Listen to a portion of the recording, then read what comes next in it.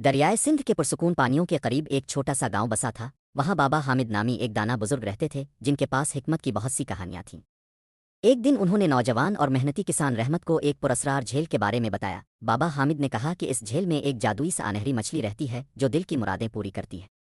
जब गांव के दो दूसरे आदमियों कामरान और सलीम को इस झील का पता चला तो वो भी रहमत के साथ हो लिए। कामरान एक बहुत लालची इंसान था जो हमेशा ज्यादा से ज्यादा माल जमा करने की फिक्र में रहता था। सलीम एक मगरूर सरकारी अफसर था जिसे अपनी वर्दी और रुतबे पर बहुत घमंड था।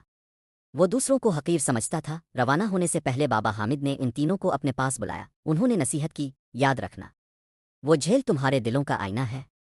वहां तुम्हें वही मिलेगा जो तुम्हारे अंदर छुपा होगा। नियत साफ रखना वरना पछताओगे। कामरान ने हंसते हुए बाबा की बात को एक कान से सुनकर दूसरे से निकाल दिया। वो तीनों तवील सफर तय करते हुए घने जंगलात से गुजरे। वो ऊंचे टीलों को पार करते गए। सलीम सबसे आगे चल रहा था। वो हर थोड़ी देर बाद अपनी वर्दी साफ करता।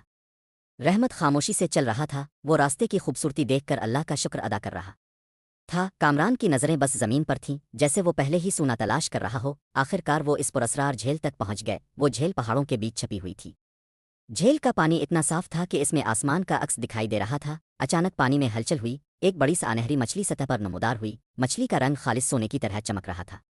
कामरान ये देखकर अपनी जगह से उछल पड़ा। सानहरी मछली ने रोबदार इंसानी आवाज में पूछा, तुम तीनों यहाँ क्यों आए हो? तुम क्या मांगना चाहते हो? कामरान फौरन आगे बढ़ा। इसने चिल्ला कर कहा, मुझे इतनी दौलत दे दो कि मैं दुनिया का अमीर तरीन आदमी बन जाऊं। मेरी गोद सोने से भर दो। मछली ने अपनी दम जोर से पानी पर मारी। कामरान के सामने सोने के सिक्कों का ढेर लग गया। कामरान खुशी से पागल हो गया। जैसे ही इसने एक सिक्का उठाया वो मिट्टी में बदल गया। सारा सोना काली राख बन गया। सलीम ये देखकर हंसने लगा। अब सलीम की बारी आई। इसने गुरूर से कहा, मुझे ताकत दे दो। हर कोई मेरे सामने सर झुकाए। मैं सब पर हुकूमत करना चाहता हूँ। मछली खामोश रही। मछली पानी में गौता लगाकर वापस आई। सलीम ने बोलने की कोशिश की, इसके मुंह से आवाज ना निकली। वो गूंगा हो चुका था। रहमत को इस पर तरस आ गया। आखिर में रहमत की बारी आई। मछली ने पूछा, ए किसान, तुम क्या चाहते हो? रहमत ने आजिज़ी से कहा, मुझे अपने लिए कुछ नहीं चाहिए। मेरे गांव की जमीन हरी हो जाए, हर बच्चा पेट भर कर खाना खाए। मछली मुस्कुराई। झील से ठंडी हुआ चली। वापसी पर पूरा गांव हरा भरा था। कुएं पानी से भर चुके थे। खेत अनाज से लदे हुए थे। बाबा हामिद रहमत के इस्तकबाल को खड़े थे।